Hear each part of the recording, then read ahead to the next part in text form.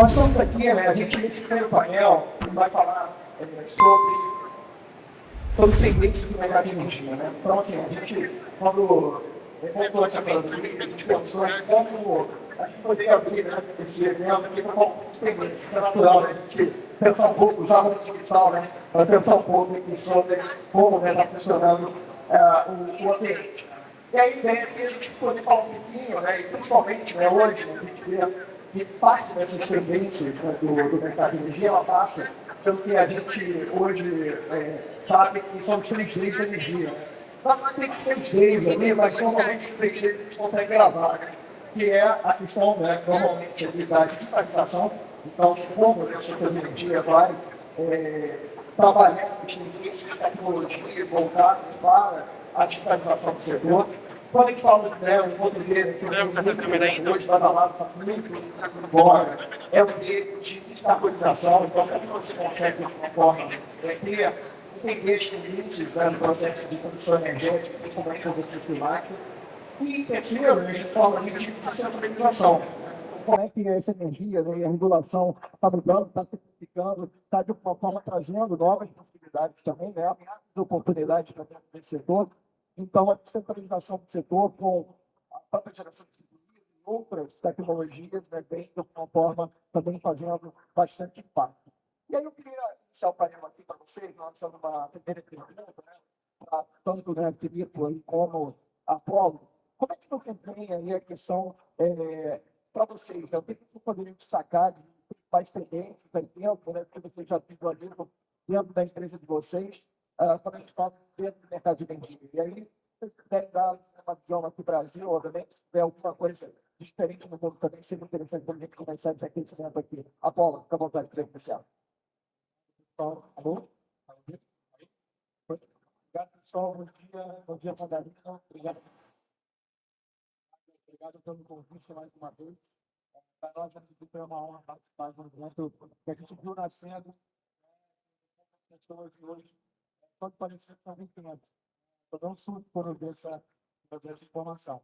Mas quando a gente fala da prioridade do setor de energia hoje, a descentralização é algo que chama muita atenção. Então, as empresas hoje estão tendo uma necessidade maior de melhorar a sua infraestrutura, principalmente a infraestrutura que foi conectada para uma possibilidade de um cyber-ataque, a própria eficiência delas de manter as operações de rede totalmente interligadas, né, que hoje tem um sistema nacional interligado, que favorece muito a situação que a gente tem hoje de sempre de uma maneira frequente, tem muitos problemas, mas a gente sabe que são pratos cheios para um cyber-ataque ou para um grupo terrorista. Né? Então, quando a gente fala dessa descentralização, parte de cyber-ataque, resiliência cibernética, então tem muita coisa que hoje é prioridade no setor elétrico, para a identificação da economia. Perfeito, Paulo. E para você, Felipe, o que você pode destacar aí? O Apolo já viu aí várias questões ali de tecnologias, tem algumas coisas até que ele comentou aqui que eu diria que dentro do setor elétrico a gente fica um pouco relegado, né? A gente fala de segurança, não é uma coisa tão ali de forma direta, né? Para dentro do setor elétrico, a gente sabe que são grandes instalações, a gente fala talvez ali, principalmente quando a gente traz aí os escritores nucleares, principalmente, você destacou. E para você, o que você tem visto, né, aí dentro, essa pessoa que atua fortemente no mercado também de óleo e gás, né, atua dentro do mercado de energia, mas óleo e gás, o que você vê, você pode destacar de várias tendências que você tem observado?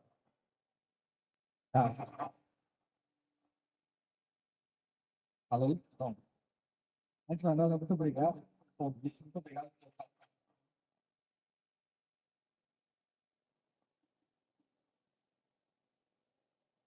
Pronto. Quando se fala de tendência de energia, imagina um Brasil onde casas, a maior parte das indústrias, a maior parte dos médicos, vai ser um mini gerador, um microgerador de energia elétrica. Esse é um cenário que não está tão distante. Esse é um cenário que ele vai acontecer no futuro próximo. E a gente sabe que ele vai acontecer porque a gente está atuando nele hoje, de forma bem acelerada. A gente está investindo pesado. As grandes geadoras, distribuidoras, empresas de energia, até 2030, o número de investimento que vai ter vai ser em torno de 800 bilhões de reais em cima deles. Desses 800 bilhões, aproximadamente 400 bilhões estão previstos para geração, 300 bilhões previstos para distribuição e 100 bilhões previstos para transmissão. Vamos quebrar um pouco esse número, que acho que vale a pena. Em geração, sim, tem investimento em termo elétrico, faz parte. Mas as grandes áreas da matriz que estão acelerando são eólicas, então tem surgimento de parques eólicos parques eólicos, inclusive no mar. Aí você tem entrado das empresas de óleo e gás forte dentro desse ramo. Tem muitas empresas de óleo e gás que há alguns anos já se entenderam como empresa de energia e não somente de combustível. Somado a isso, você tem outras empresas dentro da cadeia de óleo e gás que apenas construíam os equipamentos que também se entenderam agora que podem entrar nesse mercado de energia, que é super importante. Mas a estrela do momento está sendo a energia solar. A energia solar está numa exponencial. Em 2013, eram 13 megawatts gerados, e agora em 2023 a gente vai fechar com quase 34, se não mais do que 34 gigawatts, ou seja, 3 mil vezes mais de energia gerada do que anteriormente. A gente está numa exponencial. A única coisa que não está numa exponencial é o custo. O custo dessa tecnologia está baixando, né? Isso seria uma exponencial, tanto na produção quanto na visibilidade. 2/3 dessa energia vem das microgeradores e das mini geradores de energia. E aí vamos entrar na descentralização, essa geração distribuída também está em uma tendência exponencial. Então, você vê, em 2023, a gente imagina que a gente vai sair com em torno de 30 a 40 bilhões de reais investidos em geração distribuída de energia. E tem um número de 3 milhões, se não me engano, de usuários dessa energia compartilhada. Então, também está numa escala enorme esse crescimento.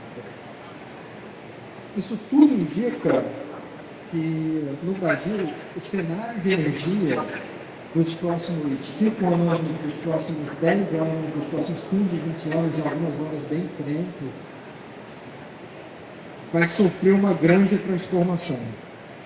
Tanto da interação da indústria com a sua própria infraestrutura, das empresas com a sua própria infraestrutura, quanto dos clientes com o sistema que está sendo criado. Então, falando de tendência, eu acho que a gente está arrumando para uma mega oportunidade e a gente tem que se preparar para aqui, pensando um pouco nisso, tem que se preparar para poder surfar nessa oportunidade. Perfeito, Felipe. Tem alguns destaques, eu acho interessante para a para a gente poder passar para o próximo ponto, que foi a questão não só dos números, né, que a gente fala das energias renováveis, né, então a gente espera ali dentro dessa visão da descarbonização, da descentralização, caminhando muito juntos, né, para ser uma sinergia extrema, e aí eu acho que essa conjugação acaba sendo, né, algo muito poderoso, né, que impulsiona, né, essa aceleração desse processo do setor.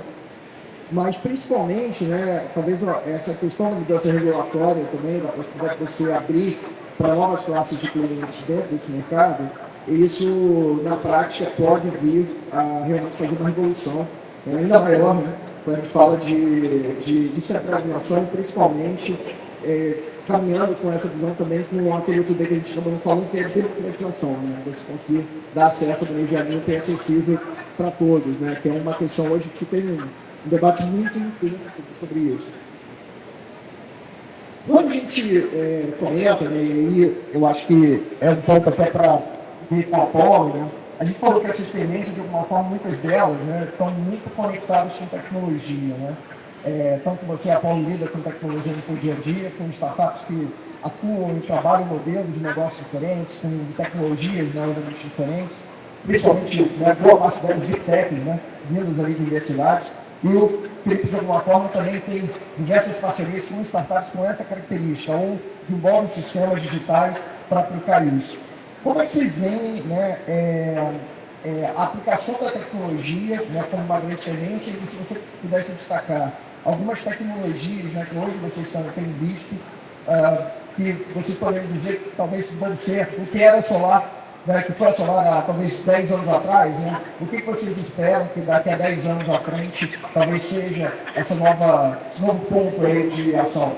A gente brinca assim que, se você perguntar, pô, onde você aposta com as fichas, né? Qual é o local ali da roleta, né, que você vai apostar, preto ou vermelho, né? Mais ou menos isso, né? Se a gente fizesse um exercício desse pela visão de vocês, o que vocês estão vendo de mais estruturado, né, assim, tanto na tendência das startups que estão olhando, como, de alguma forma, as empresas de energia, né, estão buscando?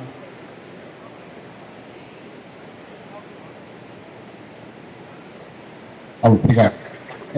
Não, perfeito, Madalena. Vou trazer uma ótica aqui da distribuidora de energia, para ficar mais simples, né, para todo mundo entender.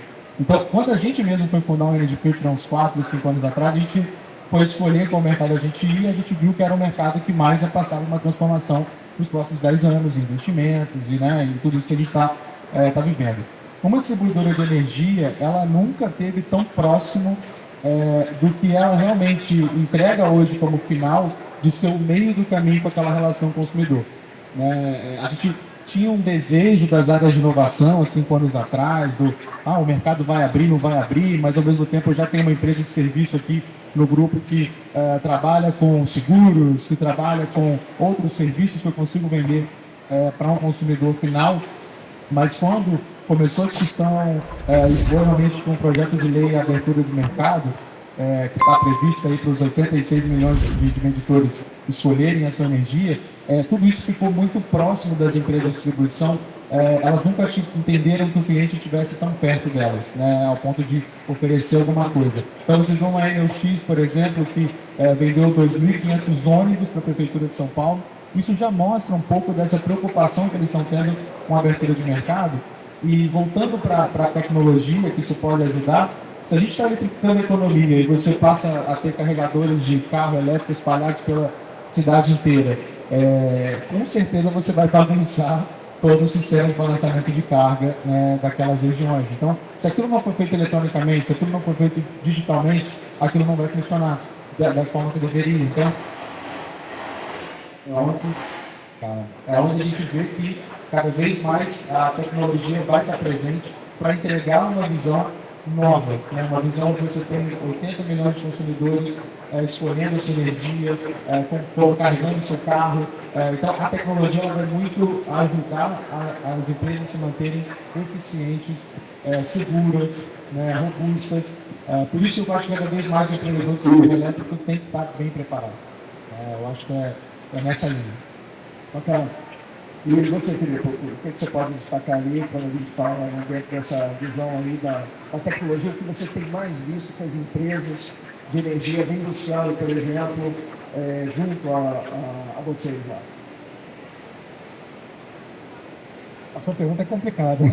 Essa daqui eu gostei. Onde é que você colocaria todas as suas fichas? Bem, como eu falei anteriormente, todo esse cenário, toda essa mudança incorre numa mudança de relacionamento das empresas com a própria infraestrutura, e eu estou falando até mesmo sua infraestrutura física, seu prédio, onde é que você está instalado, sua infraestrutura técnica, isso vai passar por tecnologia. E a mudança no comportamento do consumidor, do relacionamento do consumidor com o sistema, também passa por tecnologia. Você escolher onde é que você vai comprar, como é que você vai comprar, quais são as melhores tarifas, otimização de tarifas, e ter todo esse entendimento, que gera risco e gera diversas oportunidades. Eu acho que a maior tendência do mercado, né, o que vai estar no exponencial nos próximos anos, é a formalização desse mercado livre de energia, esse daqui é um deles, e, ao mesmo tempo, toda a questão por trás relacionada a cybersecurity e relacionada às perdas de energia. Porque nessa questão da distribuição, o consumidor na ponta, ele vai sentir mais diretamente o que significa, apesar de se tornar mais barato, vai entender mais o que significa também a perda de energia. Vai ter que ter um sistema muito calibrado para dar certo. A gente vai chegar lá, mas precisa estar calibrado. Perfeito. A gente sabe aí, essa revolução do PL, né, aí 2024, 2026, né, estamos entrando aí alguns milhares, né, de clientes aí dentro da possibilidade. Eu acredito que até então, né, muitas vezes a distribuidora ela conhece o cliente quando deve, né? Eu brinco isso, né? Porque o pessoal pega, liga, né? Fala, pô, Madalena, como é que você tá? Tudo bem? Mais ou menos isso, né? E eu acho que essa mudança, né, como vocês destacaram aqui, do ponto de vista do comportamento do consumidor, ela é talvez um driver, né, crítico, né? É claro que a tecnologia está presente, mas talvez quando a gente fala ali o próprio setor de energia sempre foi um setor que lidou com tecnologias, lidou com mudanças tecnológicas ao longo do tempo, né? E de alguma forma é um setor com grandes classes de ativo, né, investimentos muito significativos para que você consiga manter essa malha funcionando, né, interligada como aqui é o Brasil. Mas eu acho que talvez um grande elemento, né, nesse contexto por um lado, a consideração da regulação e talvez a mudança, né, do hábito do consumidor, que vem pressionado por energias mais limpas, por tudo isso, né? Então, esse eu acho que é um ponto, né, que vocês destacaram, que está muito, né, dentro do pilar de descentralização também, ainda de descarbonização, que são muito interessantes, né? Posso Claro, falar aqui em por cima? favor, Porque dois claro. pontos aqui a mais são relacionados à conectividade, que também vai ser extremamente importante. A gente está aqui na onda do 5G, o pessoal já está falando de 6G, tem gente que está falando de 7G, eu não sei nem o que é 7G. Mas a questão da conectividade vai ser vital para que se crie essa infraestrutura possibilitando todos esses resultados finais. Aqui a gente falou do mercado livre, a gente está vendo muito mais com o consumidor, mas tem um arcabouço enorme que tem que ser construído. E a interoperabilidade. Então, você tem diversos players que estão entrando, né? Como é que esses players vão costurar parcerias uns com os outros, como é que esses dados vão fluir de forma simples, né? De forma tranquila, é extremamente importante para que isso acabe acontecendo. Então, só construindo em cima do que você falou, são tecnologias importantes, né? E você tem essa estruturação que não somente tem da regulamentação, mas também tem da infraestrutura que a gente tem hoje em dia. Perfeito, legal. A gente fala ali né, quando está colocando os próprios grids, né? O Apolo chegou a comentar isso, né, em relação à questão, né, de você poder ter um smart grid, né, vamos dizer assim, em função dessa variabilidade, né, de cargas, né, você está... hoje o mercado, na prática de energia, ele está um mercado muito mais complexo do que ele já foi há 20 anos atrás. Né? Então, muitas vezes o pessoal fala que era um mono-direcional, né? Você ia a energia para um lado, a conta para o outro, né? Era mais ou menos isso, só tinha dois caminhos, né? E hoje em dia a gente tem ali uma profusão, né? Idas e voltas, você tem consumidor, você tem energia renovável, você tem entrada e saída.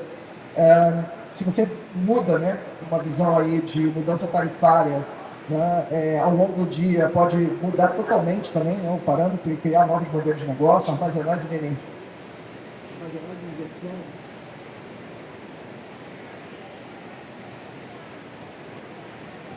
Armazenagem e injeção de energia, por exemplo, ao longo do tempo. Então, tem algumas questões, né, que a gente vem vendo, né, tem visto, né, em relação a tendências muito interessantes.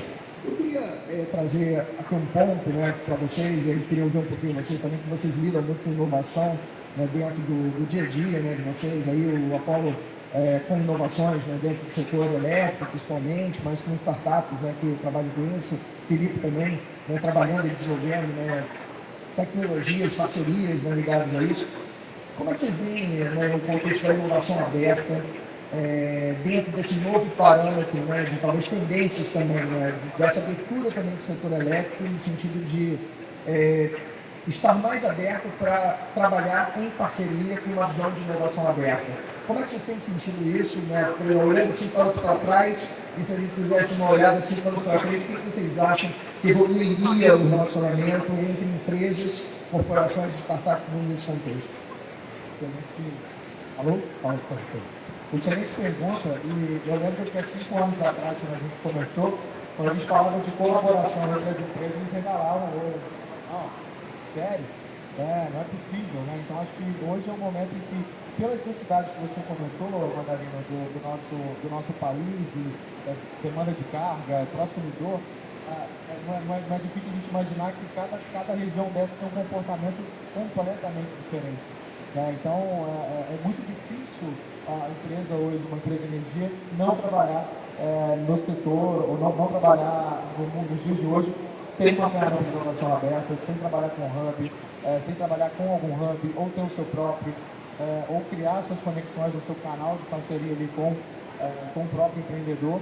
E falando para os empreendedores, eu acho que esse é o melhor fast track que a gente tem hoje para chegar no nível de decisão no board de uma maneira correta. Né? Você tem a maneira não ideal, descentralizada, né? Que é você ir lá caçando um diretor aqui, colar um gerente. Às vezes isso funciona, dependendo da empresa, isso pode até gerar algum resultado, mas quando as empresas têm uma chamada aberta, você tem realmente uma atenção de um grupo maior de pessoas, você tem uma avaliação maior de um grupo de pessoas que são mais críticas também com relação ao que você está trazendo de inovação, mas com certeza o ambiente foi preparado para que aquela inovação chegasse até o ponto de ter uma decisão de go no go, de ter um investimento, de uma due diligence, ou de fazer uma aceleração.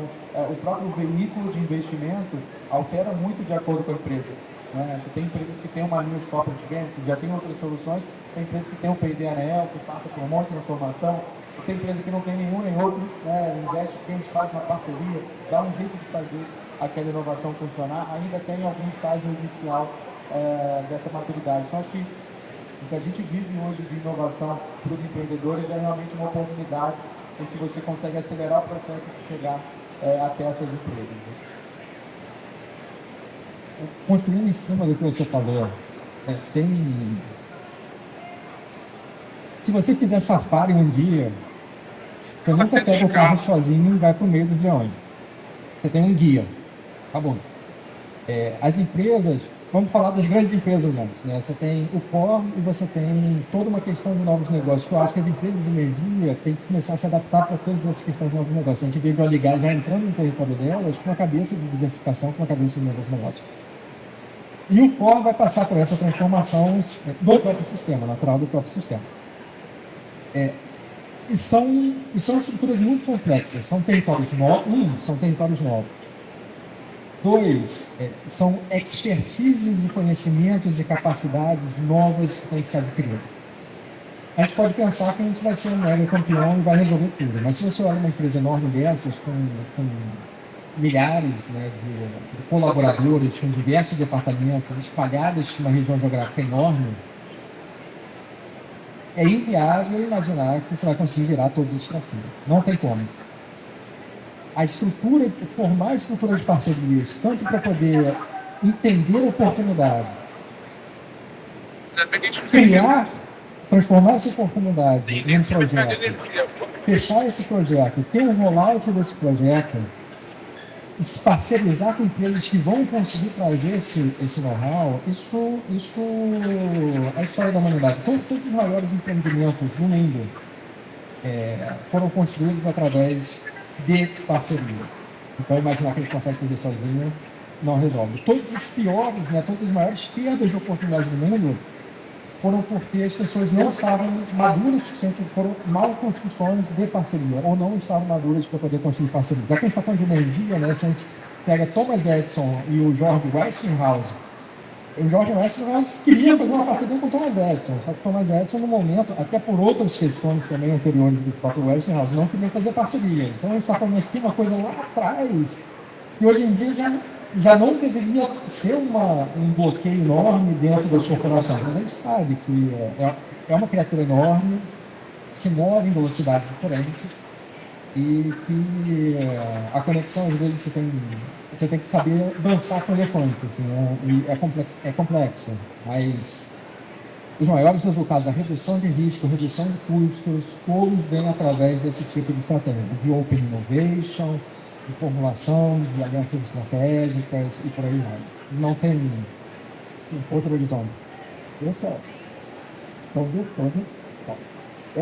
acho que esse destaque que vocês deram, falando sobre a questão da inovação e como a inovação se conecta, E essa evolução da inovação dentro da setor de energia é um pouco isso, né? A gente passou muito por uma inovação fechada, né, originalmente, que era o centro de pesquisa, né, tudo isso, né, montado pelas empresas, e posteriormente a gente começou a caminhar para uma possibilidade de você ter parcerias, né, com startups, né, a construção, como a gente falou, do Open Innovation, tudo isso. Então, e hoje talvez ali, se a gente pudesse falar numa inovação 2.0 aí, ou um Open Innovation 2.0, se fosse o caso, eu acho que é um pouco essa colaboração quando a gente pensa numa estrutura mais ampla de hubs, né? Ou de estruturas que possam acelerar o processo conectivo, né? Não é substituir, né? Porque a gente brinca que a inovação não é lobisomem, né? Não mata com bala de prata, sabe?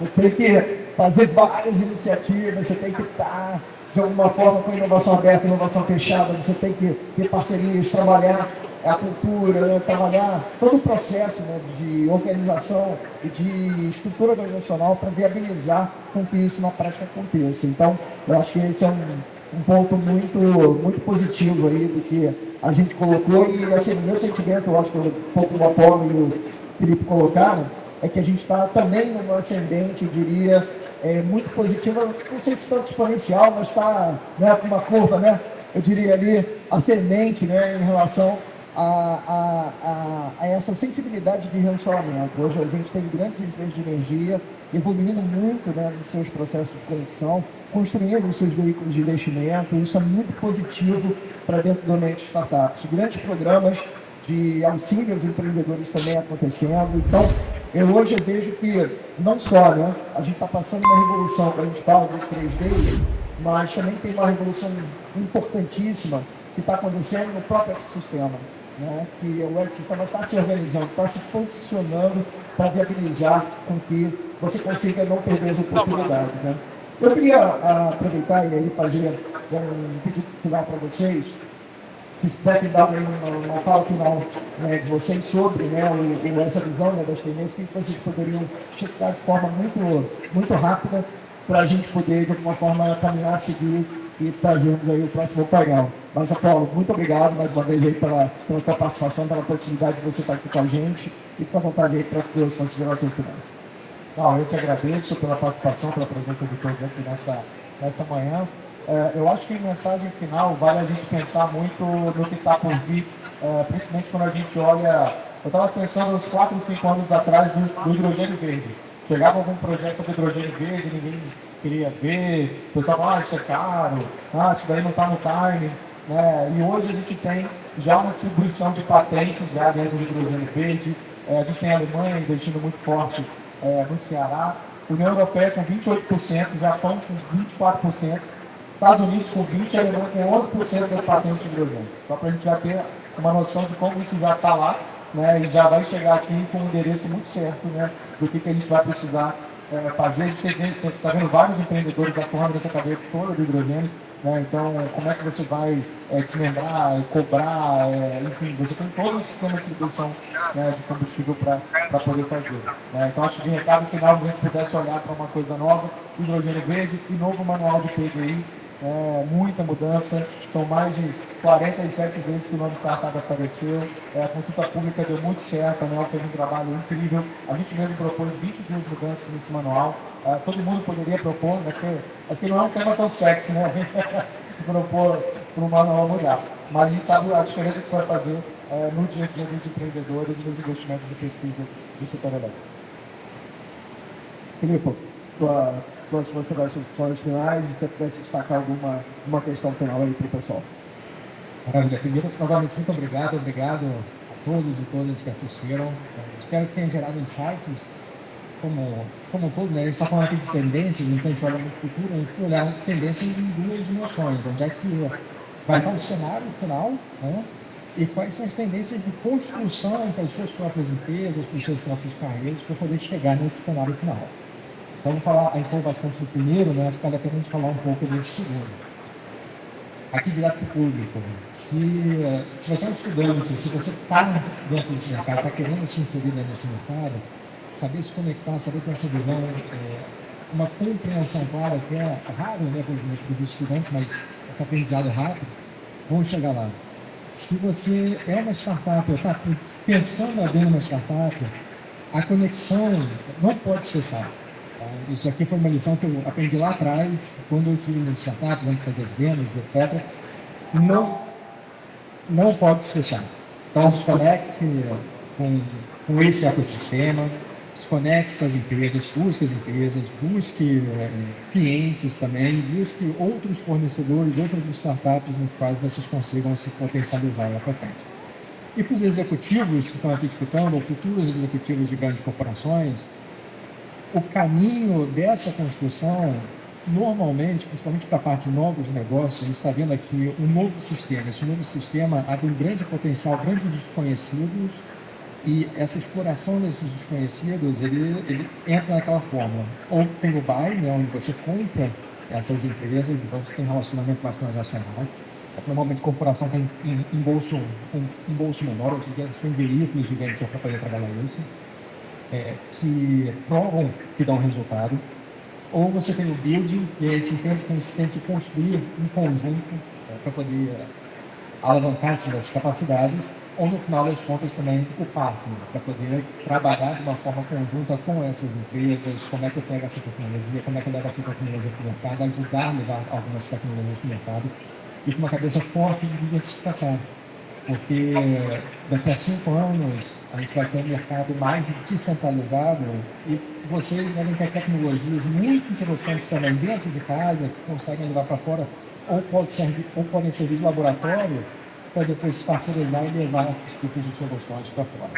Então a tendência do mercado, a tendência para as grandes empresas é seguir nessa direção também. Bem, novamente agradeço demais aí pelo tempo. Obrigado, Felipe. Então, a gente viu aqui, né, nesse painel, só para conseguir fazer um resumo aqui, né, tentar resumir aqui esse bate-papo, né? A gente falou aqui sobre tendências do mercado de energia, né? A gente falou bastante aqui dos 3 Ds da energia, falamos de descentralização, digitalização e descentralização da energia. Falamos aqui da importância, né, da comercialização da energia solar, falamos como grandes tendências, né, a questão da eólica offshore, né, como uma, talvez, tendência complementar a essa questão. Falamos aqui da questão da importância da descentralização dos consumidores e, principalmente, né, da questão da perspectiva de eletrificação. Né? O aumento da eletrificação, de alguma forma, vai claramente impulsionar novas oportunidades, vai trazer novas perspectivas de geração e, principalmente, necessidade, né, de você construir, né, um novo caminho, né, para esse mercado. Então, né, a gente está aqui dentro, com certeza a gente vai estar vendo, vai estar buscando essas oportunidades como um todo. Então, mais uma vez, agradeço a vocês. Então, salve de palmas aqui, pessoal. Muito obrigado pela atenção de vocês. É um prazer a gente poder vir. E nós vamos agora iniciar, né, esse próximo painel. Obrigado, pessoal. Fiquem à vontade aí para descer.